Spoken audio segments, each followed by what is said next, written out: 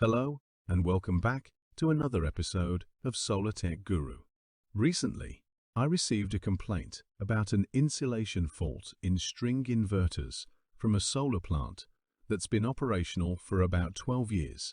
Upon investigation, we found that the string cables were in good condition, but the PV modules exhibited an insulation fault. If you've encountered similar issues with modules that are 7–10 years old, you're not alone. In today's video, I'll be sharing my findings with you, so stick around until the end. Before diving into the investigation or rectification process, it's crucial to conduct a toolbox talk.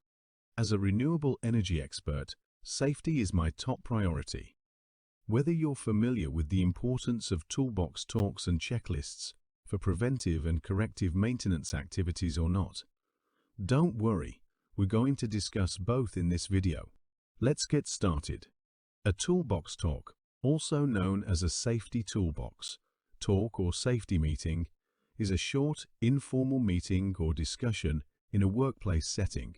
The primary purpose of a toolbox talk is to promote safety awareness and provide information to workers about potential hazards and safe work practices. Here are some key characteristics of a toolbox talk. 1. Brief toolbox talks are typically short and concise, lasting anywhere from 5 to 15 minutes.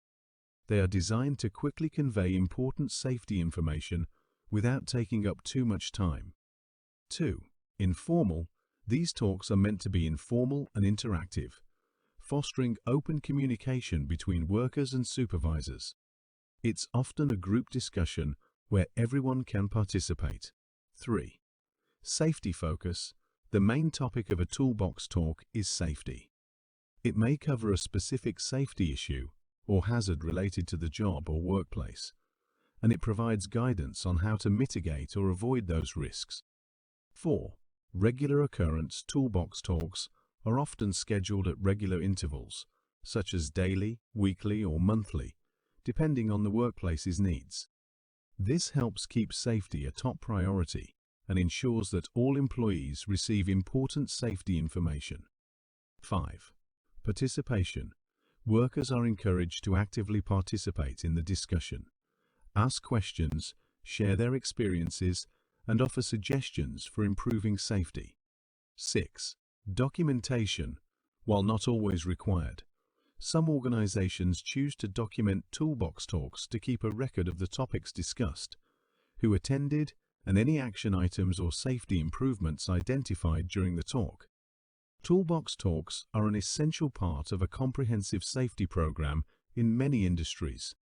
They help keep employees informed and engaged in safety-related matters, ultimately contributing to a safer work environment and reduced accidents or injuries.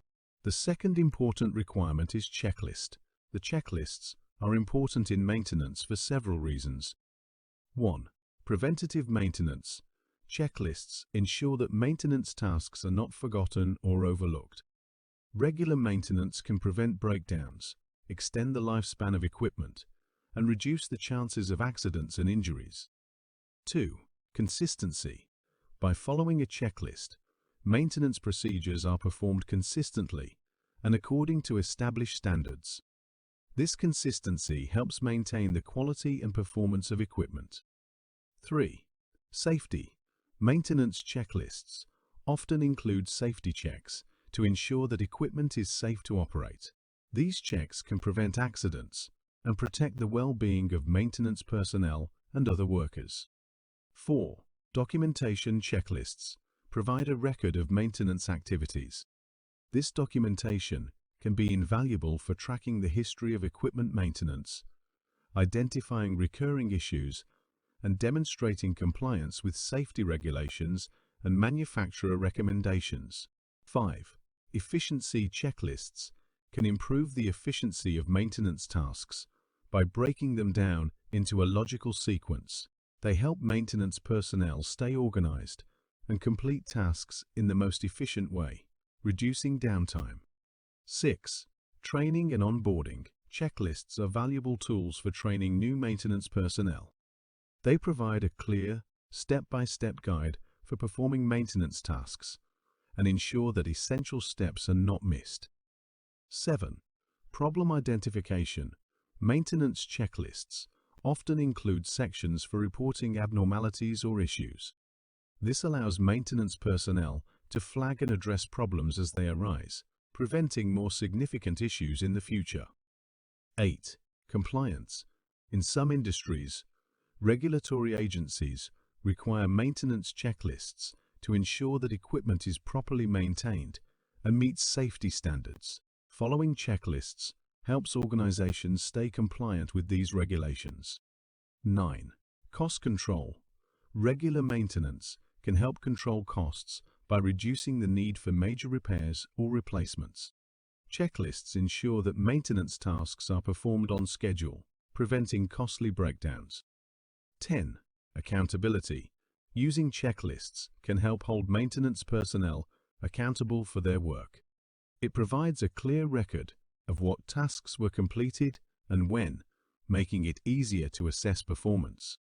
In summary, maintenance checklists are a critical tool for ensuring the reliability, safety, and longevity of equipment and facilities. They help organizations manage their assets effectively, minimize downtime, and maintain a safe and efficient working environment. Since now you have understood the importance of TBT and checklist, you are ready to work with PV system. Let's go. Let's initiate the root cause analysis. In the initial stages, the module manufacturer utilized rubber binding type sealing materials between the front glass and the aluminium frame. Over time, this binding degraded, creating a gap between the glass and the frame, as illustrated in the image. Through this gap, moisture or water ingress occurred, leading to diminished insulation between electrical strings and the ground, ultimately causing the insulation fault in the inverter. Now that we've identified the root cause of the insulation fault, let's move on to the rectification process.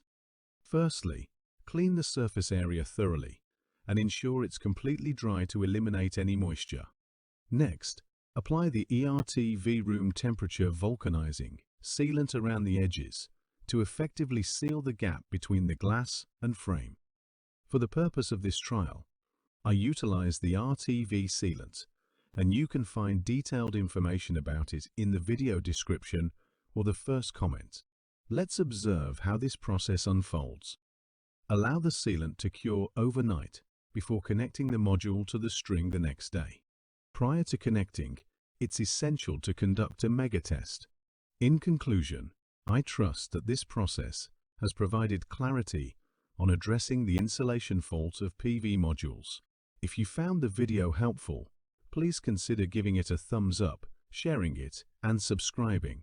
Your support encourages me to create more informative and engaging content.